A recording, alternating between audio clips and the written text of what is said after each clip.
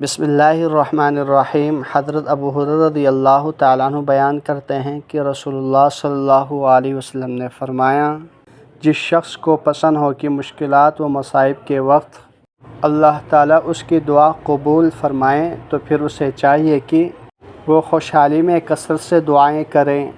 رواہ ترمذی۔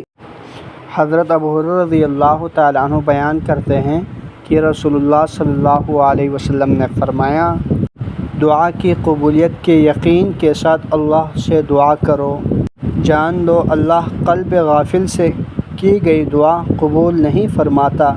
رواہ ترمذی۔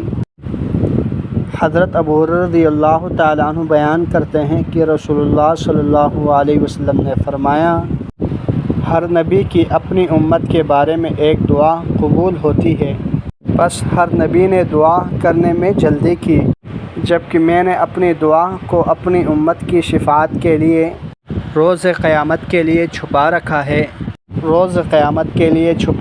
ہے، اور وہ شفاعت انشاءاللہ ہر اس شخص کو پہنچے گی جو اس حال میں فوت ہوا ہوگا، اس نے اللہ کے ساتھ کسی کو شریک نہیں ٹھہرایا ہوگا۔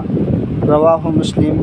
اللہ جل شانہ سے دعا ہے جتنی احادیث مبارکہ پڑھی سنی ان پر عمل کرتے ہوئے دوسروں تک پہنچانے کی توفیق عطا فرمائیں۔ جزاکم اللہ خیرا کثیرا۔